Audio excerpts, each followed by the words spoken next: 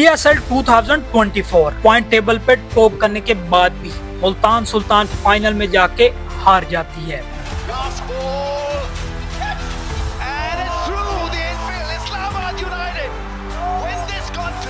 लेकिन ये कोई पहली दफा ऐसा नहीं हुआ था कि मुल्तान ने फाइनल में चोक किया हो। मुल्तान पहले भी टेबल टॉपर रह चुकी है। 2023 में पॉइंट टेबल के सेकंड और 2022 में पहले नंबर पे होने के बावजूद भी फाइनल में जाके हार गई। जो टीम अपने 7 सीजन में से 5 सीजन नॉकआउट खेल चुकी हो और यहाँ तक के 4 दफा फाइनल भी खेला हो, लेकिन फिर भी आखिर क्यों? मोहम्मद रिजवान जो कि एक टाइम में बस विन विन कर रहे थे, जिसपे रमीज राजा ने उन्हें ये भी कहा था, रिजवान आपकी कितनी तारीफ, यहाँ पर तारीफ करके थक गए, आप अपनी तारीफ आप खुद कीजिए। इस सब के बावजूद आखिर फाइनल में क्यों? पूरे टूर्नामेंट में डोमिनेट करने के बावजूद आखिर फाइनल में क्यों फेल हो जाते हैं? क्या मुल्तान सुल्तान भी RCB का ही वर्जन है? जानते हैं आज की इस शानदार वीडियो में। आपके मुताबिक मुल्तान सुल्तान अनलकीएस्ट टीम है या नहीं? कमेंट सेक्शन में जरूर बताएं।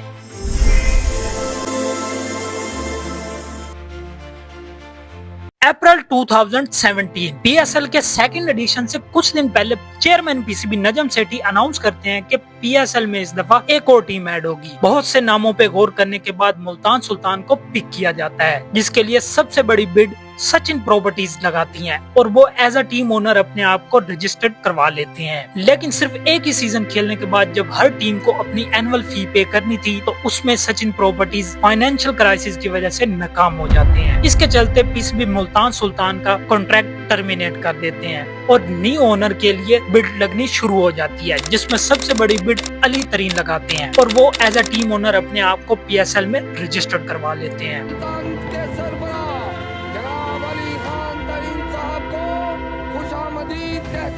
याद रहे कि ये वही इंसान है जो कि अक्सर PSL की मैनेजमेंट पर तनकीद करते हुए नजर आते हैं, लेकिन वो अब ओनर थे। वो PSL शुरू होने से पहले अपनी टीम और मैनेजमेंट तैयार कर लेते हैं। यहाँ वो टॉम मोदी और वसीम अकरम जैसे बड़े नामों को एज अ कोच हायर करते हैं। मुल्तान सुल्तान अपना PSL डेब्यू न्यू ओनर के साथ पेशावर जलमी जो के डिफेंडिंग चैंपियन थी, उन्हें हरा के करते हैं। लेकिन बदकिस्मती से वो इस सीजन में अपने 10 मैचेस में से 4 मैचेस जीत के टेबल पे 5th नंबर पे फिनिश करते हैं। जहाँ उनके पास बड़े नाम और टेम्परामेंट तो था, मगर शायद वो डिलीवर करने में नाकाम रहे। लेकिन नेक्स्ट सीजन में भी मुल्तान सुल्तान 5th नंबर पे फिनिश करते हैं। शायद इसकी सबसे बड़ी वजह थी टीम कॉम्बिनेशन का ना होना।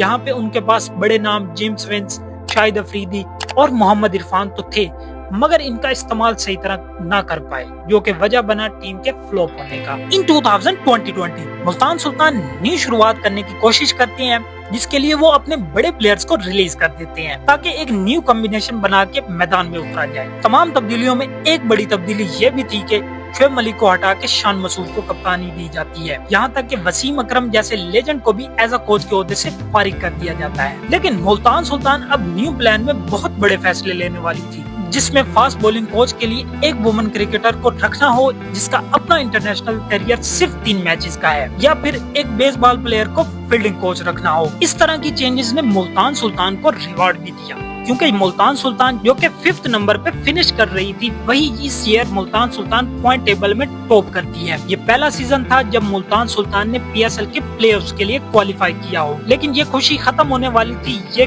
किसे पता था।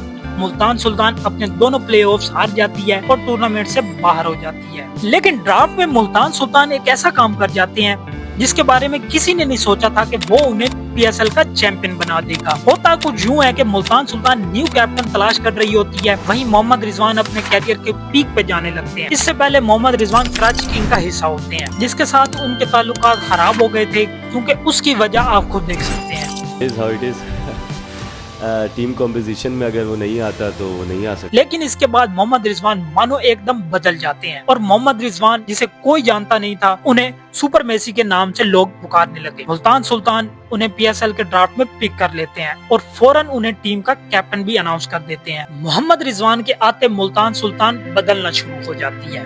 वहीं मुल्तान सुल्तान इस सीजन में टेबल पे सेकंड नंबर पे आती है 10 में से 5 मैचेस जीत के। लेकिन इस दफा सफर सिर्फ प्लेऑफ तक का नहीं था। सेमीफाइनल में इस्लामाबाद और फाइनल में पेशावर को हराने के बाद टाइटल अपने नाम कर लेते हैं। मोहम्मद रिजवान इस सीजन में हाई रन स्कोरर थे, 500 प्लस रन स्कोर किए थे, जबकि टॉप विकेट टेकर थे शाहनवाज धानी। और ये कोई भी नहीं जानता था कि मुल्तान सुल्तान की डोमिनेट का स्टार्ट है, लेकिन इस डोमिनेट की एक कीमत थी, यानी फाइनल का कर्ज, जस्ट लाइक आरसीबी। अगले सीजन में मुल्तान सुल्तान अपने 10 मैचेस में से 9 मैचेस जीत कर टेबल टॉप करती है और सेमीफाइनल में लाहौर को हरा के फाइनल में पहुंच जाती है। Brilliant again from Riley Rousseau.